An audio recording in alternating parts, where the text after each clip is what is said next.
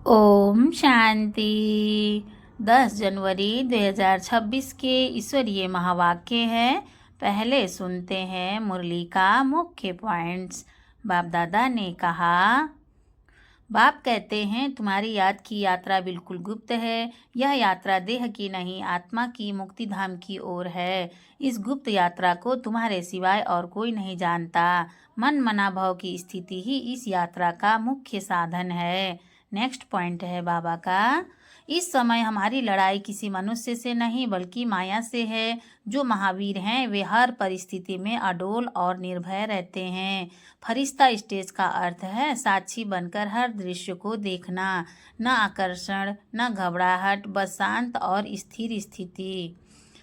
यह राजयोग कोई मनुष्य नहीं सिखा सकता, यह केवल परम पिता ही सिखाते हैं। इसी योग से नर से नारायण बनने की शक्ति मिलती है। बाप का आना इस बात का प्रमाण है कि दुनिया पूरी तरह दुखधाम बन चुकी है। जहाँ दुख अधिक होता है वहीं पतित पावन को पुकारा जाता है। आत्मा अविनाशी है और उसका पाठ भी अविनाशी है। यह निश्चय पक्का रखना है। इस निश्चय से ही भय समाप्त हो जाता है। बाप का अंतिम संकेत है, देह भान छोड़ो और याद को गहरा करो। यही गुप्त यात्रा तुम्हें ब्राह्मण से फरिश्ता बना देगी। और अब सुनते हैं महावाक्यों को विस्तार से। मुरली का सार। मीठे बच्चे, तुम्हारी याद की यात्रा बिल्कुल ही गुप्त है। तुम बच्चे अभी मुक्ति धाम में जाने की यात्रा कर रहे हो। प्रश्न है बाबा का, स्थूल वतनवासी से सूक्ष्म वतनवासी फरिश्ता बनने का पुरुषार्थ क्या है? उत्तर है बाबा का, सूक्ष्म वतनवासी फरिश्ता बनना है तो रूहानी सर्विस में हड्डी हड्डी स्वाहा करो। बिना हड्डी स्वाहा किए फरिश्ता नहीं बन सकते, क्योंकि फरिश्ते बिगर हड्डी मांस के होते हैं। फरिश्ते बिगर हड्डी मांस के होते हैं। इस बेहद की सेवा में दधीची ऋषि की तरह हड्डी हड्डी लगानी है। अभी व्यक्त से अव्यक्त बनेंगे, तभी व्यक्त से अव्यक्त बनेंगे। गीत है बाबा का, धीरज धर मनुआ धीरज धर। ओम शांति। बच्चों को इस गीत से इशारा मिला कि धीरज धरो। बच्चों को इस गीत से इशारा मिला कि धीरज धरो। बच्चे जानते हैं हम श्रीमत पर पुरुषार्थ कर रहे हैं और जानते हैं कि हम इस गुप्त योग की यात्रा पर हैं। वह यात्रा अपने समय पर पूरी होनी है। वह यात्रा अपने समय पर पूरी होनी है। मुख्य है ही यह यात्रा, जिसको तुम्हारे सिवाय और कोई भी नहीं जानते हैं। यात्रा पर जाना है जरूर, और ले जाने वाला पंडा भी चाहिए। इसका नाम ही रखा हुआ है पांडव सेना। अब यात्रा पर है अब यात्रा पर है। स्थूल लड़ाई की कोई बात नहीं है, हर एक बात गुप्त है। यात्रा भी बड़ी गुप्त है, शास्त्रों में भी है। बाप कहते हैं मुझे याद करो तो मेरे पास आकर पहुंचेंगे। यह यात्रा तो हुई ना, यह यात्रा तो हुई ना। बाप सब शास्त्रों का सार बताते हैं, प्रैक्टिकल में एक्ट में ले जाते हैं, प्रैक्टिकल में एक्ट में ले आते हैं। हम आत्माओं को यात्रा पर जाना है। हम आत्माओं को यात्रा पर जाना है, अपने निर्वाण धाम। विचार करो तो समझ सकते हैं, यह है मुक्ति धाम की सच्ची यात्रा। सब चाहते हैं हम मुक्ति धाम में जाएं। यह यात्रा यह यात्रा करने के लिए कोई का रास्ता बताए। यह यात्रा करने के लिए कोई मुक्ति धाम का रास्ता बताए, परंतु बाप तो अपने समय पर आप ही आते हैं, जिस समय को कोई नहीं जानते हैं। बाप आकर समझाते हैं तो बच्चों को निश्चय होता है बरोबर यह सच्ची यात्रा है जो गाई हुई है। भगवान ने यह यात्रा सिखाई थी। मन मना भव, मध्या जी भव। यह अक्षर भी तुम्हारे काम के बहुत हैं। सिर्फ किसने कहा सिर्फ किसने कहा, यह भूल कर दी है। कहते हैं देह सहित देह के संबंधों को भूल जाओ। इनको ब्रह्मा बाबा को भी देह है, इनको भी समझाने वाला दूसरा है। जिसको अपनी देह नहीं है वह बाप है विचित्र, उनको कोई चित्र नहीं है। और तो सबके चित्र हैं, सारी दुनिया चित्रशाला है। विचित्र और चित्र अर्थात जीव और आत्मा, यह मनुष्य स्वरूप बना हुआ है। विचित्र और चित्र अर्थात जीव और आत्मा का यह मनुष्य स्वरूप बना हुआ है, तो वह बाप है विचित्र। समझाते हैं मुझे इस चित्र का आधार लेना पड़ता है। बरोबर शास्त्रों में है, भगवान ने कहा था, जबकि महाभारत लड़ाई भी लगी थी, राजयोग सिखाते थे। जरूर राजाई स्थापन हुई थी, तभी तो राजाई है नहीं, तभी तो अभी तो राजाई है नहीं। राजयोग भगवान ने सिखाया था नई दुनिया के लिए, क्योंकि विनाश सामने खड़ा है। समझाया जाता है ऐसा हुआ था। जबकि स्वर्ग की स्थापना हुई थी, वह लक्ष्मी नारायण का राज्य स्थापन हुआ था। अभी तुम्हारी बुद्धि में है, सतयुग था, अभी कलयुग है। फिर बाप वही बातें समझाते, ऐसा तो कोई कह न सके कि मैं परमधाम से आया हूँ तुमको वापस ले जाने। परम पिता परमात्मा ही कह सकते हैं, ब्रह्मा द्वारा और किसके द्वारा भी कह नहीं सकते। सूक्ष्म वतन में है ही ब्रह्मा विष्णु शंकर। ब्रह्मा के लिए भी समझाया है कि वह है अव्यक्त ब्रह्मा और यह है व्यक्त। तुम अभी फरिश्ता बनते हो, फरिश्ते स्थूल वतन में नहीं होते। फरिश्तों को फरिश्तों को हड्डी मांस नहीं होता है। यहाँ इस रूहानी सर्विस में हड्डी आदि सब खलास कर देते हैं, फिर फरिश्ते बन जाते हैं। अभी तो हड्डी है ना, अभी तो हड्डी है ना, यह भी लिखा हुआ है। अपनी हड्डियां भी सर्विस में दे दी, अपनी हड्डियां भी सर्विस में दे दी। गोया अपनी हड्डियां खलास करते हैं। स्थूल वतन से सूक्ष्म वतनवासी बनना है। यहाँ हम हड्डी देकर सूक्ष्म बन जाते हैं। इस सर्विस में सब स्वाहा करना है। याद में रहते रहते हम फरिश्ते बन जाएंगे। यह भी गाया हुआ है, मिर्वा मौत मल्लू का शिकार। मल्लुक फरिश्ते को कहा जाता है। तुम मनुष्य से फरिश्ते बनते हो, तुम मनुष्य से फरिश्ते बनते हो, तुमको देवता नहीं कह सकते। यहाँ तो तुमको शरीर है ना, यहाँ तो तुमको शरीर है ना। सूक्ष्म वतन का वर्णन अभी होता है। योग में रह फिर फरिश्ते बन जाते हैं। पिछाड़ी में तुम फरिश्ते बन जाएंगे, तुमको सब साक्षात्कार होगा और खुशी होगी। मनुष्य तो सब काल का शिकार हो जाएंगे, मनुष्य तो सब काल का शिकार हो जाएंगे। तुम्हारे में जो महावीर हैं वह तो अडोल रहेंगे। बाकी क्या क्या होता रहेगा, विनाश की सीन तो होनी है ना, विनाश की सीन तो होनी है ना। अर्जुन को विनाश का साक्षात्कार हुआ, एक अर्जुन की बात नहीं है। तुम बच्चों को विनाश और स्थापना का साक्षात्कार होता है। पहले पहले बाबा को भी विनाश का साक्षात्कार हुआ। उस समय ज्ञान तो कुछ था नहीं। देखा सृष्टि का विनाश हो रहा है। फिर चतुर्भुज का साक्षात्कार हुआ, समझने लगे यह तो अच्छा है। विनाश के बाद हम विश्व के मालिक बनते हैं, तो खुशी आ गई, तो खुशी आ गई। अभी यह दुनिया नहीं जानती कि विनाश तो अच्छा है ना। अभी यह दुनिया नहीं जानती कि विनाश तो अच्छा है ना। पीस के लिए प्रयत्न करते हैं, पीस के लिए प्रयत्न करते हैं, परंतु आखिरी विनाश तो होना है। याद करते हैं पतित पावन आओ, तो बाप आएंगे जरूर, आकर पावन दुनिया स्थापन करेंगे, जिसमें हम राजाई करेंगे, जिसमें हम राजाई करेंगे। यह तो अच्छा है ना। पतित पावन को क्यों याद करते हैं? क्योंकि दुख है, क्योंकि दुख है। पावन दुनिया में देवताएं हैं, पतित दुनिया में तो देवताओं के पैर आ नहीं सकते। तो जरूर पतित दुनिया का विनाश होना चाहिए। गाया हुआ भी है, महाविनाश हुआ। उसके बाद क्या होता है, एक धर्म की स्थापना। सो तो ऐसे होगी ना, यहाँ से राजयोग सीखेंगे, विनाश होगा। बाकी भारत में कौन बचेगा? जो राजयोग सीखते हैं, नॉलेज देते हैं, वही बचेंगे। विनाश तो सबका होना है, इसमें डरने की बात नहीं। पतित पावन को बुलाते हैं, जबकि वह आते हैं तो खुशी होनी चाहिए ना। पतित पावन को बुलाते हैं, जबकि वह आते हैं तो खुशी होनी चाहिए ना। बाप कहते हैं विकारों में मत जाओ, इन विकारों पर जीत पाओ व दान दे दो तो ग्रहण छूटे। भारत का ग्रहण छूटता जरूर है। काले से गोरा बनना है। सतयुग में पवित्र देवताएं थे, वह जरूर यहाँ बने होंगे। तुम जानते हो हम श्रीमत से निर्विकारी बनते हैं। भगवानुवाच यह है गुप्त। श्रीमत पर चलकर तुम बादशाही बन पाते हो, श्रीमत पर चलकर तुम बादशाही पाते हो। बाप कहते हैं तुमको नर से नारायण बनना है, सेकंड में राजाई मिल सकती है। शुरू में बच्चियां 4-5 दिन भी वैकुंठ में जाकर रहती थीं। शिव बाबा आकर बच्चों को वैकुंठ का भी साक्षात्कार कराते थे। देवताएं आते थे, कितना आसान मान शान से देवताएं आते थे, कितना मान शान से, तो बच्चों को दिल अंदर लगता है।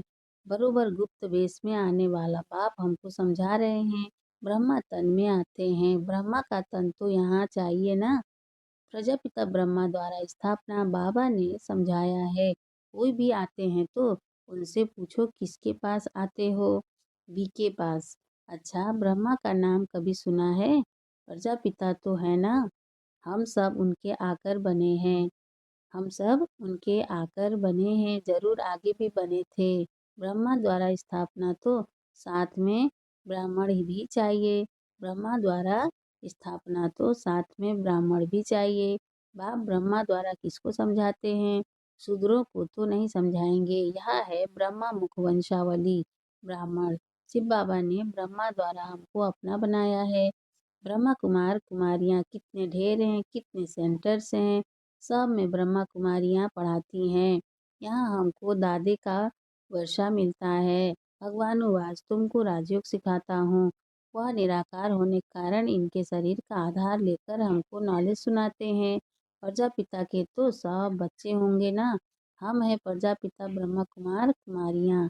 शिव बाबा है दादा, उन्होंने एडॉप्ट किया है। तुम जानते हो हम दादे से पढ़ रहे हैं, ब्रह्मा द्वारा। यह लक्ष्मी नारायण दोनों स्वर्ग के मालिक है ना। भगवान तो एक ऊंच से ऊंच निराकारी है। बच्चों को धारण बड़ी अच्छी होनी चाहिए। बच्चों को धारणा बड़ी अच्छी होनी चाहिए। पहले पहले समझाओ, दो बाप हैं भक्ति मार्ग में। स्वर्ग में है एक बाप, पारलौकिक बाप द्वारा बादशाही मिल गई, फिर याद क्यों करेंगे? दुख है ही नहीं जो याद करना पड़े। गाते हैं दुख हरता सुख करता, वह अभी की बात है। जो पास्ट हो जाता है उसका गायन होता है। महिमा है एक की, एक बाप। वह एक बाप ही आकर पतितों को पावन बनाते हैं। मनुष्य थोड़े ही समझते हैं, वह तो पास्ट की कथा बैठ लिखते हैं।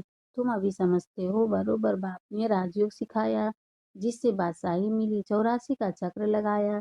अभी फिर हम पढ़ रहे हैं, फिर 21 जन्म राज्य करेंगे, ऐसा देवता बनेंगे। ऐसे कल्प पहले बने थे, ऐसे कल्प पहले बने थे। समझते हो, हमने पूरा 84 जन्म का चक्र लगाया। अब फिर सतयुग त्रेता में आ जाएंगे। अब फिर सतयुग त्रेता में जाएंगे। तब तो बाप पूछते हैं आगे कितने बार मिले हो। यह प्रैक्टिकल बात है ना। यह प्रैक्टिकल बात है ना। नया भी कोई सुने तो समझेंगे। 84 का चक्र तो जरूर है। जो पहले वाले होंगे उनका ही चक्र पूरा हुआ होगा। बुद्धि से काम लेना है। इस मकान में, इस ड्रेस में बाबा हमको आपसे अनेक बार मिलते हैं। इस मकान में, इस ड्रेस में बाबा हमसे बाबा हम आपसे अनेक बार मिलते हैं और मिलते रहेंगे।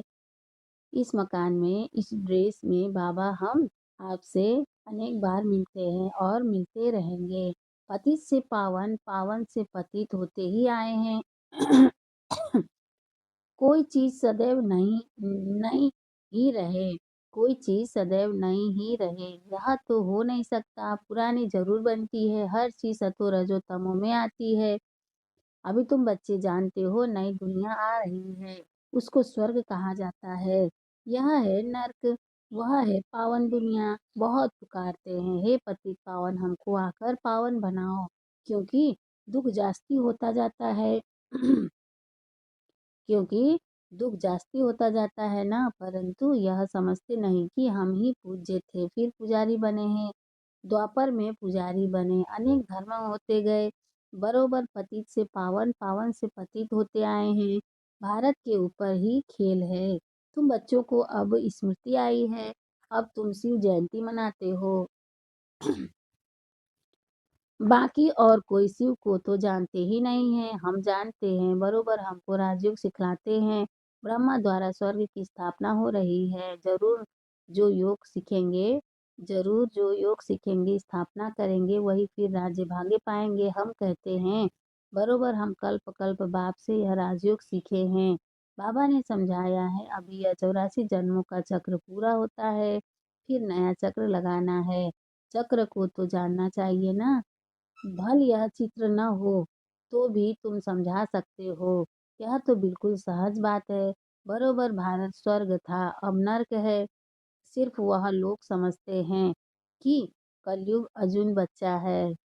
अब सिर्फ वह लोग समझते हैं कि कलयुग अर्जुन बच्चा है। तुम कहते हो यह तो कलयुग का अंत है, चक्र पूरा होता है। बाप समझाते हैं, मैं आता हूँ पति दुनिया को पावन बनाने। तुम जानते हो हमको पावन दुनिया में जाना है। तुम मुक्ति जीवन, मुक्ति धाम, शांति धाम, सुख धाम और दुख धाम को भी समझते हो, परंतु तकदीर में नहीं है तो फिर यह ख्याल नहीं करते कि क्यों ना हम सुख धाम में जाएं। बरोबर, हम आत्माओं का घर वह शांति धाम है। वहाँ आत्मा को ऑर्गन्स न होने कारण कुछ बोलती नहीं है। वहाँ आत्मा को ऑर्गन्स न होने कारण कुछ बोलती नहीं है। शांति वहाँ सबको मिलती है। सतयुग में है एक धर्म। यह अनादि अविनाशी वर्ल्ड ड्रामा है जो चक्र लगाता ही रहता है। आत्मा कभी विनाश नहीं होती है। शांति धाम में भी थोड़ा समय ठहरना ही पड़े। शांति धाम में भी थोड़ा समय ठहरना ही पड़े। यह बहुत समझ की बातें हैं। कलयुग है दुख धाम। कितने अनेक धर्म हैं, कितने अनेक धर्म हैं, कितना हंगामा है। जब बिल्कुल दुख धाम होता है तभी बाप आते हैं। दुख धाम के बाद है फुल सुख धाम। शांति धाम से हम आते हैं सुख धाम में, फिर दुख धाम बनता है। सतयुग में संपूर्ण निर्विकारी। सतयुग में संपूर्ण निर्विकारी, यहाँ है संपूर्ण विकारी। यह समझाना तो बहुत सहज है ना। हिम्मत चाहिए, कहाँ भी जाकर समझाओ। यह भी लिखा हुआ है, हनुमान सत्संग में पीछे जुतियों में जाकर बैठता था। यह भी लिखा हुआ है, हनुमान सत्संग में पीछे जुतियों में जाकर बैठता था। तो महावीर जो होंगे वह कहाँ भी जाकर युक्ति से सुनेंगे। देखें क्या बोलते हैं। तुम ड्रेस बदलकर कहाँ भी जा सकते हो उनका कल्याण करने। बाबा भी गुप्त वेश में तुम्हारा कल्याण कर रहे हैं ना। मंदिरों में कहाँ भी निमंत्रण मिलता है तो जाकर समझाना है। दिन प्रतिदिन तुम होशियार होते जाते हो। सबको बाप का परिचय दो तो सबको बाप का परिचय तो देना ही है, ट्रायल करनी होती है। यहाँ तो गाया हुआ है, पिछाड़ी में सन्यासी राजाएं आदि आए। राजा जनक को सेकंड में जीवन मुक्ति मिली। वह फिर जाकर त्रेता में अनुजनक बना अनुजनक बना। अच्छा, मीठे मीठे सिकिलधे बच्चों प्रति माता पिता बाप दादा का याद प्यार और गुड मॉर्निंग। रूहानी बाप की रूहानी बच्चों को नमस्ते। हम रूहानी बच्चों की रूहानी माता पिता बाप दादा को याद प्यार गुड मॉर्निंग। नमस्ते बाबा, नमस्ते बाबा, नमस्ते बाबा। शुक्रिया बाबा, शुक्रिया। वाह बाबा, वाह। धारणा के लिए मुख्य सार है, फर्स्ट पॉइंट है बाबा का, अंतिम विनाश की सीन देखने के लिए अपनी स्थिति महावीर जैसी निर्भय अडोल बनानी है। गुप्त याद की यात्रा में रहना है। सेकंड पॉइंट है बाबा का, अव्यक्त वतनवासी फरिश्ता बनने के लिए बेहद सेवा में दधीची ऋषि की तरह अपनी हड्डी हड्डी सुहा करनी है।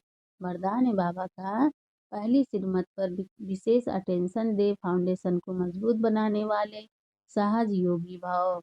पहली श्रीमत पर विशेष अटेंशन दे फाउंडेशन को मजबूत बनाने वाले सहज योगी भाव। विस्तार है, बाप दादा की नंबर 1 श्रीमत है कि अपने को आत्मा समझकर बाप को याद करो। यदि आत्मा की वजह अपने को साधारण शरीरधारी समझते हो तो याद टिक नहीं सकती। वैसे भी कोई दो चीजों को जब जोड़ा जाता है तो पहले समान बनाते हैं। ऐसे ही आत्मा समझकर याद करो तो याद सहज हो जाएगी। यह श्रीमत ही मुख्य फाउंडेशन है।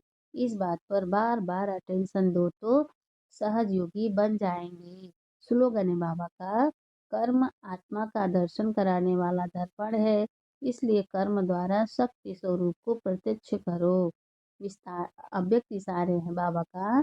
इस अव्यक्ति मास में बंधन मुक्त रह जीवन मुक्त स्थिति का अनुभव करो। विस्तार है, ब्राह्मण सु फरिश्ता अर्थात जीवन मुक्त, जीवन बंध नहीं, न देह का बंधन, न देह के संबंध का बंधन, न देह के पदार्थों का बंधन। अगर अपनी देह का लगाव खत्म किया तो देह के संबंध और पदार्थ का बंधन आपे ही खत्म हो जाएगा। ऐसे नहीं कोशिश करेंगे।